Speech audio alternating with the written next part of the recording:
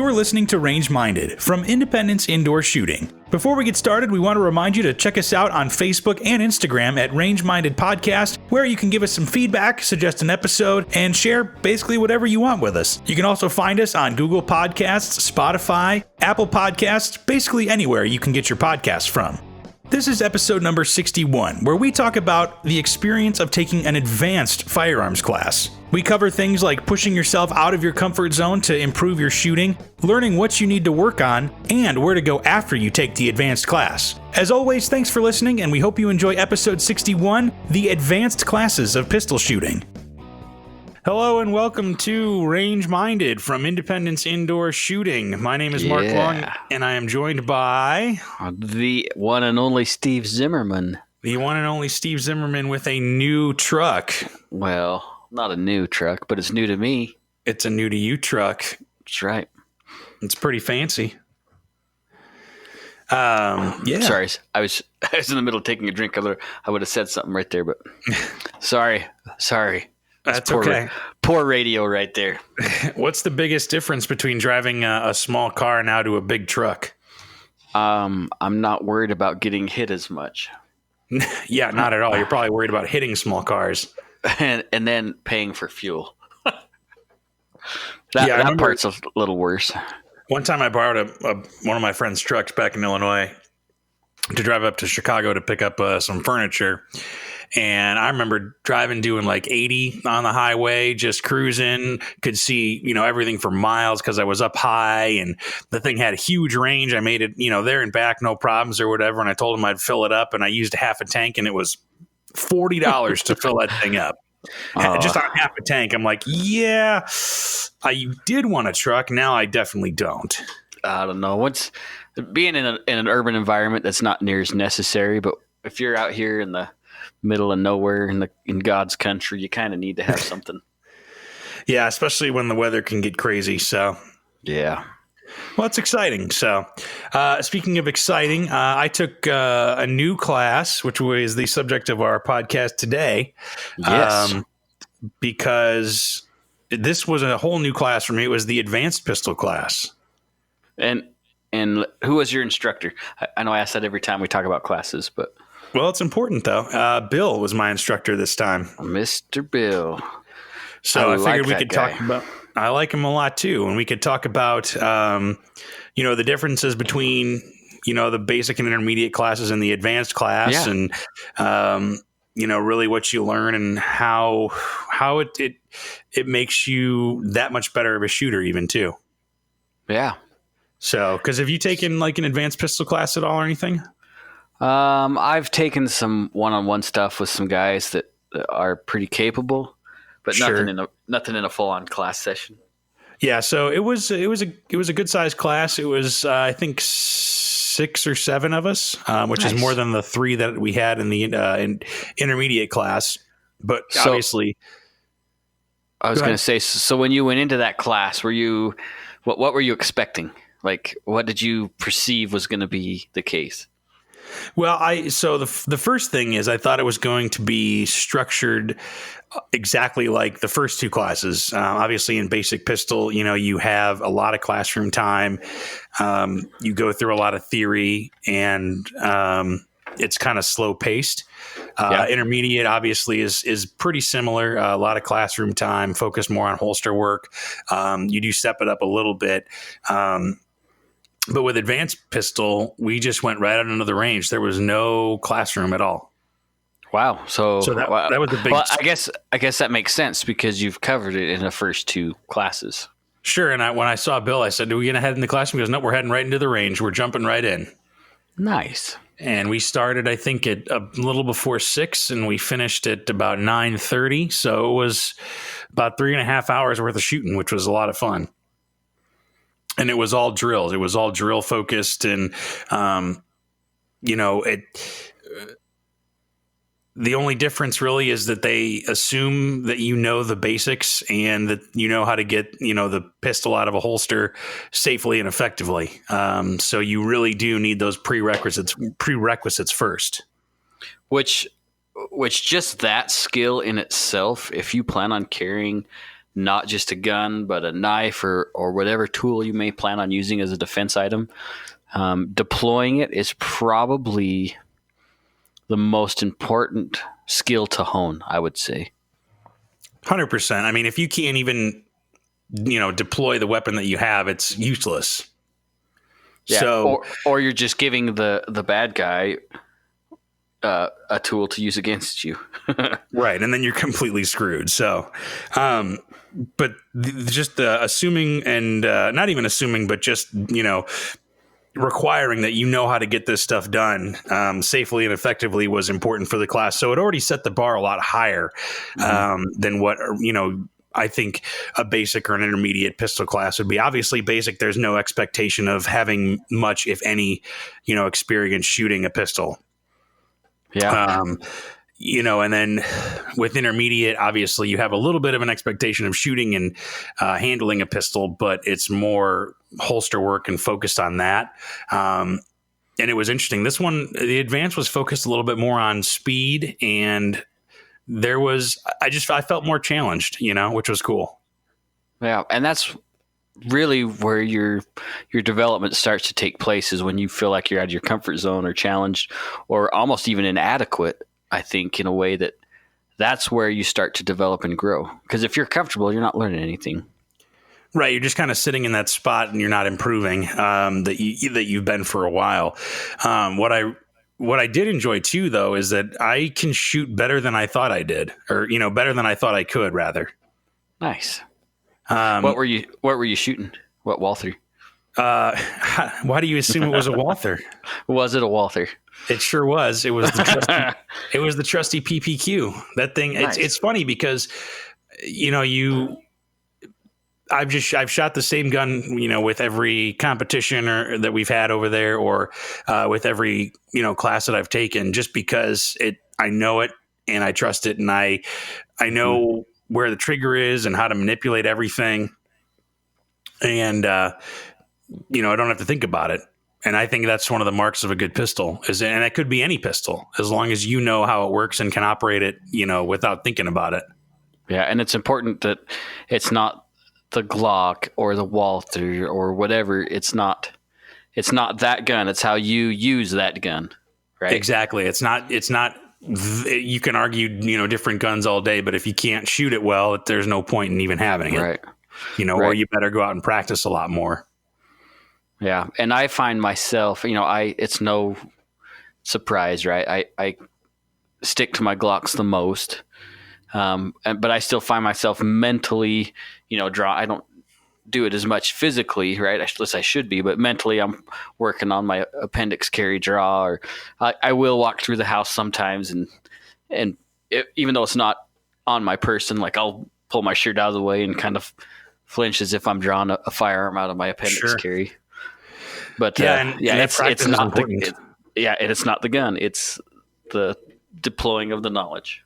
Yeah, it's the person behind the gun. That's what we've talked about too, and that's really where the weapon is. The gun is just the tool to get the job done. Mm-hmm. Yeah, the mind is definitely the weapon, and it just manipulates the body and the firearm.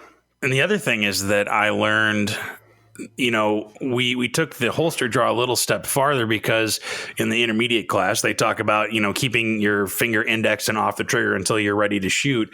But Bill kind of combined the draw and getting your finger ready to pull the trigger, in your draw stroke. So you can deploy and pull that trigger a lot faster.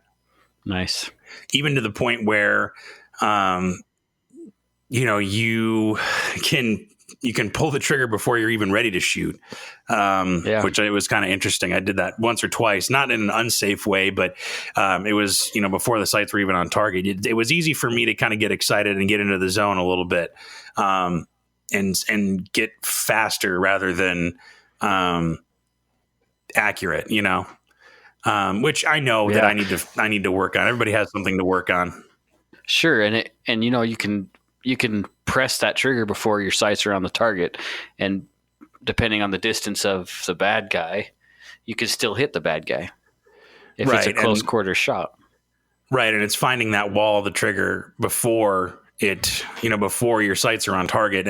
But that saves you, a good couple seconds or fractions of seconds, which can matter. So it really takes it to a whole nother level. I mean, the intermediate class was great. Every class I've taken there is great. And, really teaches you what to work on, but it takes those skills and builds on them. And I think that's what any kind of good class or set of classes do, is take what you learned prior and builds on them. And the other thing that I enjoyed or that I thought was beneficial was that it was only 2 weeks between the intermediate class and the advanced class. So you still had some of the last class kind of fresh in your mind. Yeah, and I did that by design, and I think we schedule them, by design that way, so you can, take those skills that are still fresh before they depreciate and start and really build on them. Yeah, because they go quicker than you think they do. Yeah, that's why I'm kind of nervous to step back into the competitive world, because I want to get back into doing USPSA, and I'm not some grandmaster crazy John Wick shooter. But I enjoy the competitive side, and I'm kind of nervous. There's a couple things that I think are holding me back. I got some knee problems that I got to figure out first, but getting back on that horse, I think it'll be fun, and I'm planning on doing it this year. But I'm also nervous that I'm just going to suck. Well, you probably will. I know I will. And I don't know. But not as bad as you think, I think. I hope not. I just got to get out and do it. That's the problem. I just got to get out and shoot. I can slow motion pinpoint a target, no problem. But when you start adding the clock and movement and the stress of trying to keep up or stay ahead, that's a whole different ballgame. Well, and that was another thing that I was going to bring up too, is that, in these classes, obviously the instructor, whoever they are, call the shoot, so they say up or they say, go or whatever they want to say, and then you're ready to go. And you come to expect that after a while. I think you become comfortable with that. But then when they pull the shot timer out, it does really change the game. I don't know what it is. And it wasn't just me. It just adds a whole level of stress. And that was when I was talking about earlier, where I got a shot off before I was fully ready to get a shot off. And that's what happened, was that the shot timer was involved and I bungled my grip and I felt like I had to make up for kind of lost time. Yeah. And there it was, because at the end, we were kind of doing some more advanced drills. We were trying to do, 2 shots or 4 shots in 2 seconds or something like that? Not 5 yards? Not the bill drill. What's that called? No, that was a good drill though too. Yeah, but you're just trying to rattle off 4 shots in what'd you say, 2 seconds?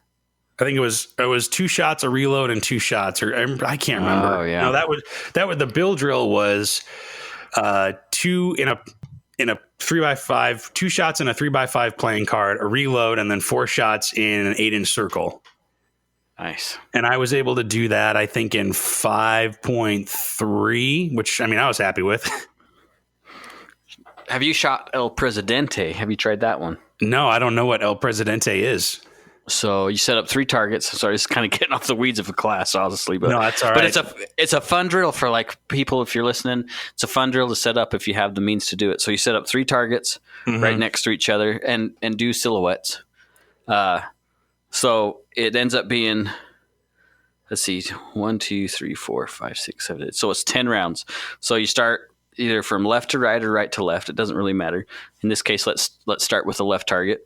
So it's 2 to the chest, move to the next target, 2 to the chest, move to the next target, 2 to the chest. Uh-huh. And then you're going to go back. So it's 10 rounds total. 2, 4, 6, 8, 10. Uh-huh. Does that make sense? Yeah. And it's all about speed. And then you can mix it up too. You can throw, like we've done it on the range before. We'll throw in, like, you'll do the first 2 through the torso and then 1 in each eye box on the way back, which gets to be a pain in the butt. Yeah, we did a variation of that actually with the intermediate class. Jim set up 3 targets, and we had to do 2 to the chest on each of them, and then 2 to the tee box on the way back. Nice. So that was kind of cool, and being able to shoot that pretty fast was cool. Like, because that's one of the things I think that's most beneficial about the class is that a good instructor will nudge you a little bit out of your comfort zone, but won't completely take you out of the comfort zone. And you can notice the way that they teach individually. If you can tell that they're teaching each person individually to what they're doing or what they're doing incorrectly, that's the mark, I think, of one of the marks of a good instructor. Yes, absolutely. Because obviously we had, people, of varying skills. I was lucky to take the class with Mike. And if you've ever met Mike at the shop, you know how fun he is. And actually, I knew he was a good shot. But I mean, seeing it in person, he's a pretty great shot. I have to hand it to him. Well, and I've seen him develop a lot. Obviously, in the beginning, a lot of those guys were pretty rough. Like, sure, they were still fine, but Mikey spends a lot of time. And when I've finished doing the nautical koala, he spent hours and hours working on that course of fire, and he got very proficient doing it. Oh yeah, every night it'd be 1 or 2 boxes every night. Oh wow, yeah, that's dedication right there. I noticed that he.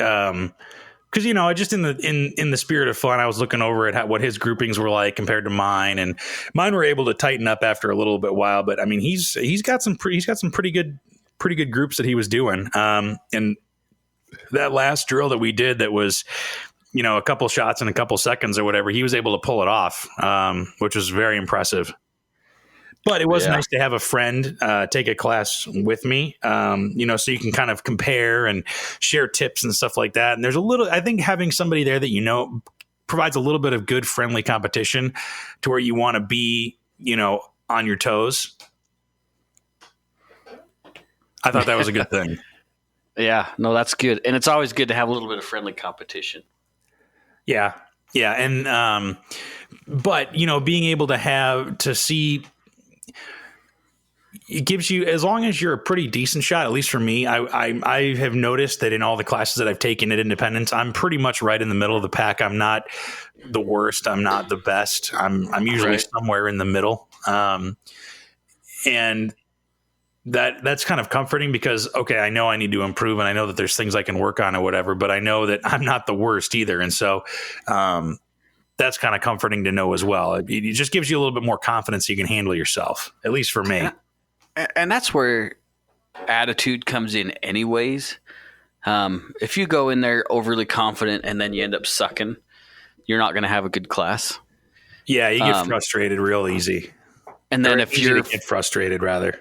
And if you're just plain awful and you're comparing yourself to somebody else that's mediocre, maybe really good, and then you start doubting yourself or complaining to yourself, then you're not going to have a good class either. So sure. I think it's important to just go in with an open mind and a learning attitude and just be an empty vessel, man. Just be that glass of water that's just filling up full of knowledge. One of the things that Bill said that really stuck with me was he was talking to somebody who was taking their time shooting and, having not having a bad time, but struggling a little bit. And he goes, look, you can't shoot as fast as him. He can't shoot as fast as him. He can't shoot as fast as you. You can only shoot, as fast as you can, as you feel comfortable. So make sure you're not comparing yourself to anybody else and just know what you have to work on. Yeah, it's super important because I've been there. I've been on every part of that story. I've been a little bit faster than somebody else, and I've been the worst shooter in the group. But just have fun and learn. That's all it's about. Right. And one of the things I would say, too, is that pay attention to what you have to work on, because then that'll make your range trips that much more effective, And the other thing is that these classes give you a lot of ideas for drills. So if you remember these drills or write down what the drills are and work on those are going to work on specific skills that you need to work on. For example, I've learned it's been very evident over the last 2 classes that my one-handed shooting sucks real bad. Have you done support hand or weak hand? Both. I guess dominant hand and weak hand, whatever. Both one-handed shooting just is not great. It's not where where I'd like it to be by any means. And so the next time I go to the range, I'm just going to focus on one-handed shooting.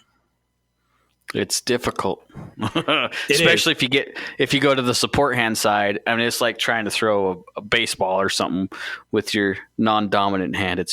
It sucks. Yeah, it really throws you off. And so that only you learn that. I mean, I would say only when you take a class, when the instructor is good enough to challenge you to make those things happen. Because we did that. We also did some shooting while moving. That was pretty fun. Yeah. Where you have 3 targets set up and you start maybe 15 yards out, and you start walking towards it, and Bill's walking behind you and he says left, right, center, left, and it's interesting to see what happens when you're kind of under duress. Yeah. Because most other people were shooting just one, like until he would call the next one. I just kept shooting until he called the next one. So I think I put around about two or 3 times as many rounds as other people did as they were going down. But I mean, that was the fun part, was just being able to unload, But I also, that made me more confident that if there's multiple things going on and multiple things requiring your attention, that I'm not just going to shoot once, Yeah. And it's good. Like you said, you're getting your heart rate up, your adrenaline's pumping a little bit. Yeah, we've talked about that before, is training under stress and inoculating yourself from that stress. Which just barely gave me an idea for a target I'm going to have to see if I can develop. Your very own target? Yeah, I just thought of something that would be pretty interesting. Well, are you going to share with the class? Not yet. Okay. We're going to wait till the finished product. I was watching this a show, I think it was on Netflix, called, I think it was Brain Games, where they arranged it was like 20 images of animals, but they scattered the words of the animal. So you had the picture and the word of the animal, right? But they scattered them. They scattered the words so they didn't match the picture of the animal. Sure. And that could be an interesting target. I think that really could be too. Because what are you focusing on? Right, you focusing on the placement or the number or what have you. That could be interesting. Yeah. So if the drill calls for shooting the elephant, are you gonna shoot the word, or are you gonna shoot the animal? Yeah. Well, I think you better get cracking on that one. I don't know. Maybe that's a dumb target. Maybe not. I don't know. We'll see. I think it'd be fun mentally. We've talked about, in competitions before, challenging the mental part of the game. Because anybody, maybe not anybody, but I think anybody who's been shooting for a little while can reasonably point at a silhouette target and get one, get a couple in the ring or within center mass. Right. What the instructors call combat effective, but you want to make sure that, that you can think kind of under pressure as well, Yeah. Yeah. Cause there's a lot going on. Yeah. And if you could see, I've even seen people go as far as putting their hands in ice water, having their students put their hands in ice water. Really? And then for like 20 seconds or something, and then present their firearm and shoot a target to try and simulate like gross or fine motor skills being gone and only having gross motor skills. Right. And actually, speaking of that, we talked about reloads quite a bit too. And in the last episode, I talked about how Jim had focused more from a competition aspect, and Bill maybe focuses more from a law enforcement aspect. I think. Bill, I didn't know that Bill does competitions, so I learned that, and he does, I think, utilize some of that too. So he's got kind of the best of both worlds. I mean, they both do. Anybody that trains at Independence or teaches at Independence has both, law enforcement and some kind of background somewhere. Yeah, sure. And but he was talking about reloads and how there's multiple ways to reload from slide lock and charge the weapon and all that kind of stuff. And he actually made us reload differently than how we normally would. Maybe you slingshot the slide, or maybe you use the slide release or anything like that. And he's like, okay, we're going to do it. We're going to put one in the chain, one in the mag, and then, you'll have an empty magazine in your gun, but one in the chamber, and then you'll drop that mag afterwards. And then you'll have, 2 in the next mag, shoot 2. Right. And then you'll be at slide lock again, and then you have to reload again. So it was a little bit more complex than a regular exercise would be in basic or intermediate. And it makes you really think about, especially because you're doing basically 2 reloads in a row, how you get that gun into battery out of slide lock. And the first time we did it, he goes, okay, however you want to do it, just make sure you do it and do it safely. And then the next time he goes, okay, now do it a different way. And it was nice, though, because, like I said, another thing as a mark of a good instructor is that they will, instruct individually. And me being left-handed, provides me a disadvantage. And he talked about, actually, because one of my big things is that I don't necessarily want to depend on having a slide lock or a slide release on the right side of the gun that I can use and hit with my left thumb. Right.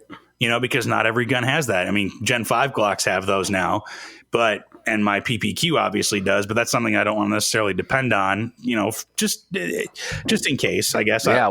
What if? Right. And so I said, it was funny because he was talking about different ways to do it. And I go, well, I guess as a lefty, I'm just screwed, aren't I? He goes, well, actually, no. What you can do is you can try to use your index or your middle finger on your left hand, which I've done a couple times with varying degrees of success. Yeah. But he goes, also what I've seen people do is take your right hand and come up under the gun and actually use a couple fingers on your right hand from the underside and hit the slide release that way. Really? Yeah, which I thought was unique. I had never heard of that before. So I tried that out and it seemed to work okay. But I found that the thumb with the slide release is the fastest way to do it for me. So I'll just have to carry the PPQ all the time. Yeah. But it's interesting because my PPS doesn't have a slide release on either side.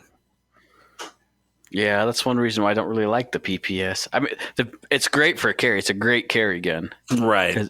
But it's got some features that are kind of odd that way. Yeah, it's a good shooter. And I like having it. I'm never going to get rid of it. But, I don't think it's a bad gun by any means. Like, it makes you think about it. And that's so, but what I was using my thumb just for speed. That's automatically where my mind went. But most of the time I will just use the slingshot because every gun is going to be able to slingshot back out, Mm-hmm.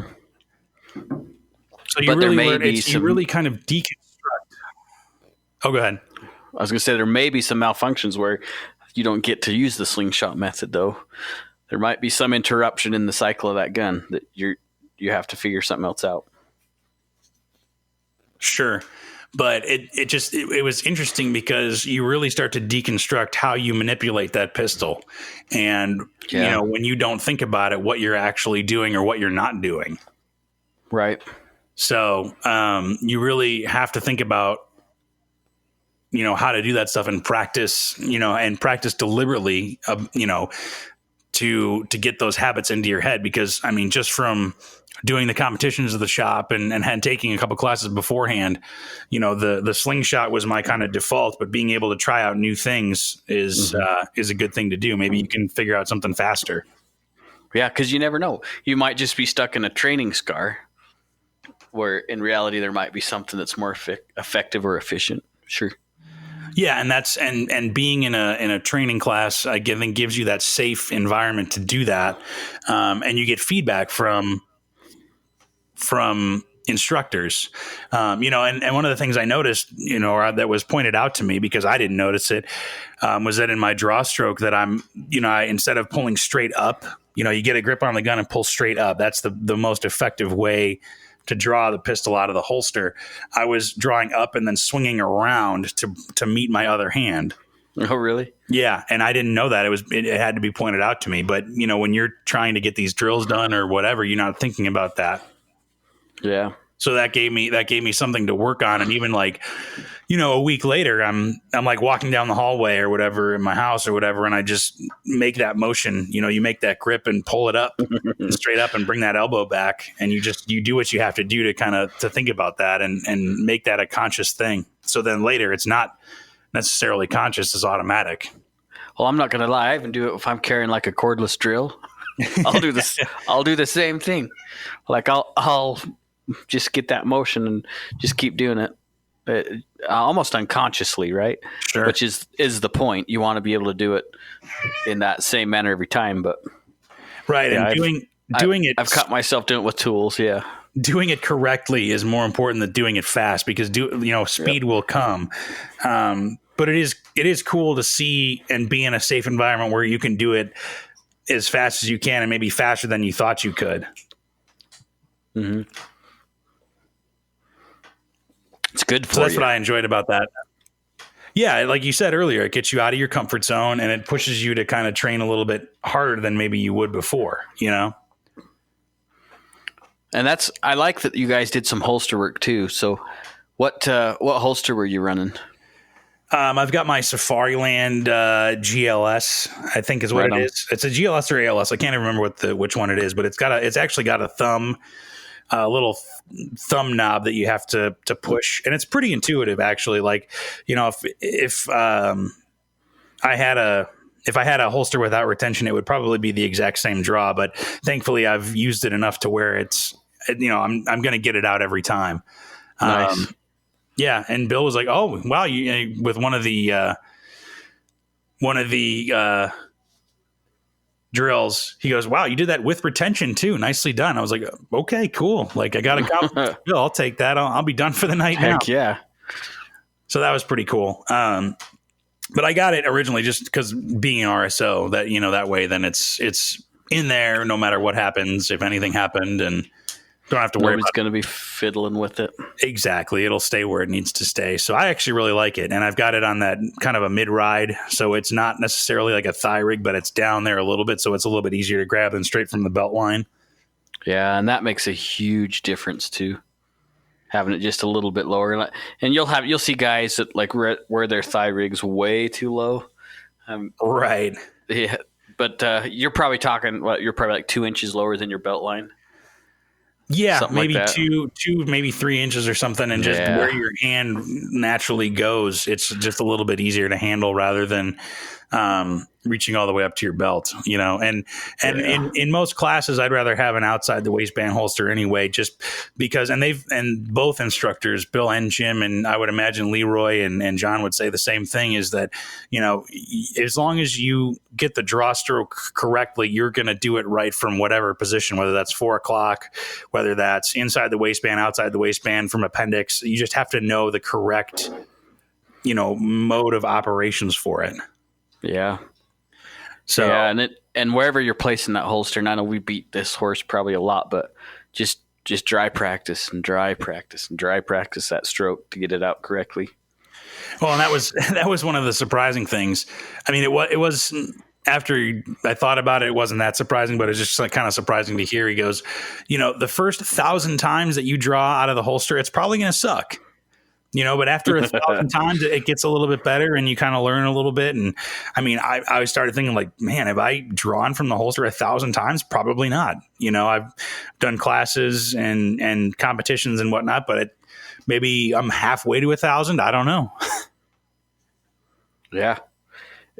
I doubt I've drawn my gun. Maybe I have. I don't know. Because 1,000 seems like a large number, but maybe between the years of goofing around, maybe I have. Yeah, but I mean that speaks to how much or how little or how often you want to train, as time or finances allow. It may take longer than you think to become proficient, or to the level of proficiency that you think for that firearm, to be able to play a pistol.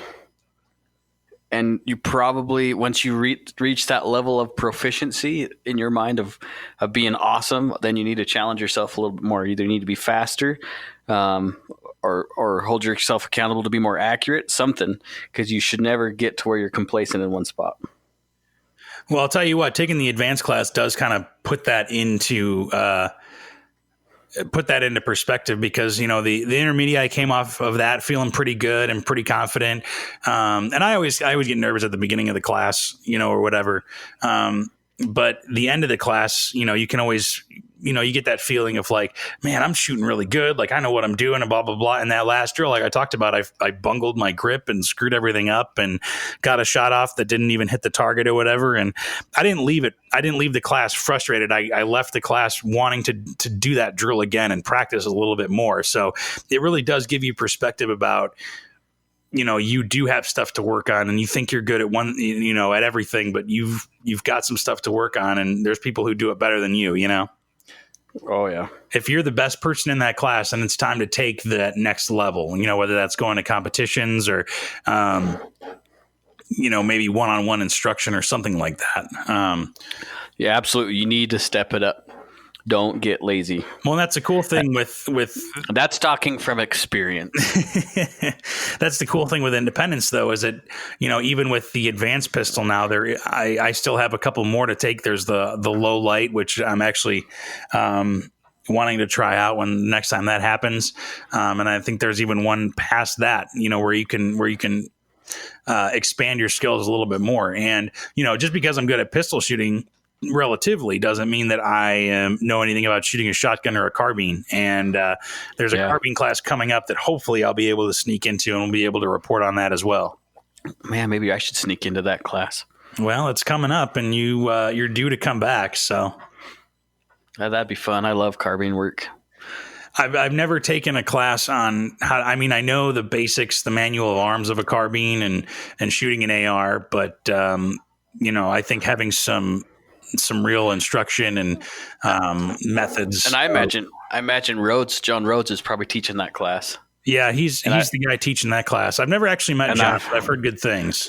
And I've never taken I've spoken a lot with John. I've never taken a class from him. So that could be a lot of fun. Well, we're waiting for you. I'll have to pull up online. Yeah. And just for our listeners' sake, where do we find these classes online? Well, you can go to iishooting.com and then right there on the front the education of the website, tab? I believe it says training. I'm going to double check right now. Just check out training, and then you can actually. And this, I guess, I may be a little biased, but the mark of a good, shooting range too is that they can show you kind of where you're looking, maybe where you need to. It has a clear line of advancement where you need to go for shooting, So for pistol defense, for example, there's basic pistol, and then Idaho enhanced concealed carry, defensive pistol shooting, like Jessica talked about. There's a clear line of things you can do. So after advanced, there's a low light defensive pistol, and now there's an advanced 2-day concealed course, which really can dive into the mechanics of that Nice. and get into the situations that you would encounter with concealed. And I think that class is still being developed, but there's always going to be something to look at, like I said. I mean, and that's one of the best, my favorite things about firearms is that there's, you can really dive into one subject and really know it and learn it and get good at it. But then there's a whole nother subject, that you can get into that you have no idea about. Like, for example, I don't know anything about hunting, and I've never taken an AR-15 course. And, to be able to jump into those things, really expands your skills a lot. So, yeah. Look, my picture's on there with no information. I guess I better fix that, eh? Well, you're still on the video too, so you got that going for you. Yeah, and more to come, I'm sure. Oh yeah, yeah. So, anyway, yeah. So it's where's that calendar of events here? Isn't there a calendar on here? There sure is. If you go to II Shooting and then just click on the little picture of the calendar. Oh, there it is. You'll be able to check out what you need to check out. Yeah, so this is really awesome radio. If you can see me scrolling through here. Let's see. When did you say that carbine class was? It's June 15th. It's actually this upcoming Saturday. Oh, I'm not going to make it. Oh, that's a bummer. There it is right there, basic AR-15. But to go back to shooting and taking a class with a friend too, I think it really it's kind of, it takes some getting used to walk into a class of anything, whether it's shooting or whether it's learning anything new. It takes a certain degree of uncomfortableness to be able to walk into a class of somebody you have no idea, you don't know anybody there, maybe, and you have to kind of get past that uncomfortableness to really grow, you know? Yeah. But bringing a friend might make that a little bit easier, and you can keep each other accountable, or you can help each other, you know, in the range afterwards, or after, you know, after the class is over, you guys can go practice or whatever together. So Right. that might be something to consider if you're, you know, hesitant about taking a class. And it's a good idea to, or the other nice thing I should say about it is maybe you don't remember that particular drill, or you remember portions of the drill, and then your buddy can be like, oh yeah, look, this is the rest of it. And then you got it. Yeah. I mean, especially because, like I said, we went right into the range. We didn't sit into the classroom at all. So, you know, for me, the best way that I learn is by taking notes and writing things down by hand. And that's how I retain things pretty well. You know, obviously being in the range, you can't really do that. You don't have a space to do that because you're busy loading mags and there's different relays and stuff. And you want to, you know, one of the things too is watching other people shoot. That really helps a lot. And what other people do can help your own development. But anyway, you know, I have to kind of remember everything from my head. I didn't write anything down because I didn't have time, you know? So having somebody else there would be beneficial to say, oh yeah, maybe we did that. Or do you remember that drill? I'm like, oh yeah, that'd be good to try. So, and then you can, like I said, it's kind of like like with, you know, exercise and working out, you kind of have an accountability buddy to keep each other going and keep those skills sharp. So I like it. Yeah. So keep taking classes, and if you've got a basic class or an intermediate class even under your belt, see what the next step is. You know, even if it's been a little while, you know, I think if with a little bit of practice, you'd be surprised at how quickly you can build those skills up and get better at, you know, at shooting. Yes. I mean, even if you're competitive shooter, you know, a good instructor is going to be able to point things out that, you know, you might be able to do better, or that you can gain a couple of seconds or even fractions of a second faster that make all the difference in competition, and I think translate over to the real world. Yeah. And, you know, even the top tier people, like what we'd consider top tier, whatever, amazing shooters, they don't just reach that level and stop. They're not at all. I made it. No, it doesn't happen. I don't think in any occupation or skill that's, oh yeah, we made it, we're done.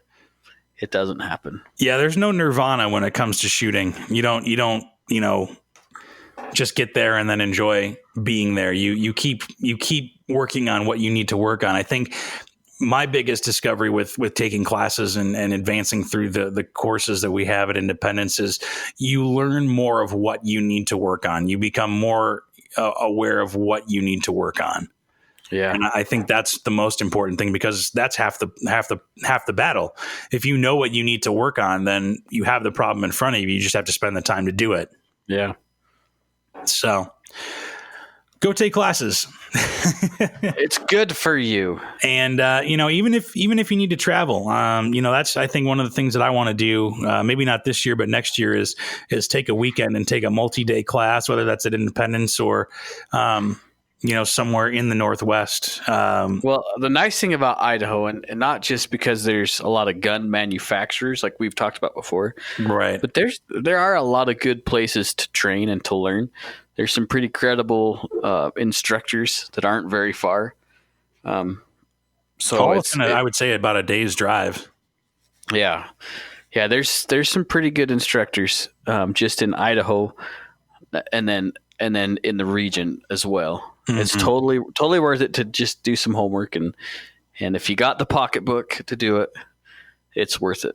Well, the thing is, I would say, you know, we've talked about this before, where, you know, maybe you're thinking about buying a new gun or something. Maybe there's, you know, another Glock you want to buy, or, you know, I want to buy another Walther or something like that. Well, you could take that money instead and put it in on training and on ammunition. And I think the return on investment is exponentially better. As long as you have it's definitely worth the money. As long as you have a functional firearm that you know how to operate and that you trust to reliably function, you get a lot more bang for your buck out of buying ammo and buying training. At the intermediate class, there was only a couple of us, so we were able to shoot a lot more than I think the normal class. I think it was like 250 rounds is what we should have shot, and we ended up shooting closer to 400.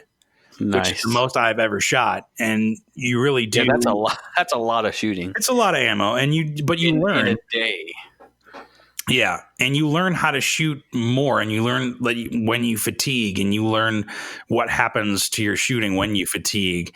And that's stuff that's good to know too. So, but now, I know I can shoot that amount in a certain amount of time. And I think a multi-day class or like a weekend class would be really cool to do. And for the same amount as buying a new gun, you could probably get some world-class training. Yeah. And the other thing is if you can get out of your local training area, like, not to discount any of our classes by any means, but it gives you another perspective and another dynamic and more people to meet and interact with that you wouldn't have before. And so you get this, not just a class, but you get this experience that can help build your skills as well. Oh yeah, for sure. And like I talked about with different instructors, maybe they have the same concept, but one person explains it a different way or has a different story that illustrates that point that may resonate with you, maybe that the first one didn't. And then, or maybe you pick up, something the second time around that you didn't pick up the first time around, or maybe absolutely. Like I said, they focused on something a little bit more that resonated with you. And so you're going to be able to, retain that information better. And so having, multiple classes or going outside of your local area is going to give you, like you said, more perspective, and you might be able to become more well-rounded that way. Yeah. I think it's good for you no matter what anyways, to get out of your comfort zone and meet new people and just get experience that you may never had before. Yeah. And that's why I'm excited to take this carbine class. I may get kicked out of it because it fills up fast. That's one of our more popular classes, I'm told by Jessica. And the perk, one of the perks of being at Independence is you can take the classes kind of whenever you want, but you're kind of on standby. It's just probably like working for the airline where you can fly for free whenever you want, but as long as there's a seat for you. And if the class is full, then I'll have to wait till the next one. Well, I saw there's one in July as well, so I might have to hit that. Yeah, I would suggest it. And maybe we can do an episode on that and see what we both learned from that AR-15 course. The cool thing I would say about Independence is that not only do we have an AR-15, like basic AR-15 course, but we also have a build class as well, which I'm told is very popular. Yeah, Cody teaches that now. So you get to hang out with silly Cody too. You could meet Cody in the flesh and learn and see him in a professional manner. And you can see how skinny he is. Yeah, like a rail. He's just a little fella. He sure is, but he can shoot pretty good. But the cool thing is you can build an AR-15 and then take that AR-15 and take it to the basic class and learn how to shoot it. Yes. And I would, like I said before, even some training is better than none. Yeah. Yeah. Well, I always tell people when I was working the counter, I'd always tell them a bad day of shooting is better than a good day of work. Oh, exactly. And, like I said, even if I was frustrated a little bit with the last drill that we did, it was like, I didn't leave like, man, I don't want to shoot anymore. I was like, no, I want to run that one again, or I want to come back this weekend and go through a box or two of ammo and really dial in. So having that attitude is a good thing too, but it's shooting. It's supposed to be fun at the end of the day. And that's why we do it, Yes, it's supposed to be fun. Did you hear that? It's supposed to be fun. I mean, train with a purpose, but don't make it monotonous and awful. Right. And classes, I think, that at least for me, I've learned that classes unlock and show you pretty clearly what you need to work on. So, yeah. And a good instructor will be able to point that out. And I guess I'm biased. I would say that the ones that we got going on right now, the instructors that we've been able to collect are pretty good at diagnosing and helping you out. Yeah, pretty cool guys, man, for sure. So, but I think we'll close on that for now. If you want to learn more about classes, or maybe you want to, you're not sure where to go. Maybe you're not anywhere near Independence and you want to figure out how to get into a class near you. Maybe send us an email, podcast@iishooting.com, or find us on Facebook and Instagram at Range Minded Podcast. We'll do what we can to maybe point you in the right direction, because there are great instructors and great ranges all over the country. But don't be scared to make a trip. Like, you won't, well, hopefully you won't regret taking a vacation to Meridian, Idaho, spending a few days at the range, getting a class in, and just make a vacation out of it. Bring the whole family. We have stuff for all ages, classes for all ages over there. So yeah, that's true too. There's stuff for there's women only classes that we've talked about. There's even if you've never even shot a gun before, maybe you're in a state that it's difficult to obtain a firearm, or maybe you're just not comfortable owning one yet. We have one called First Shots that you learn.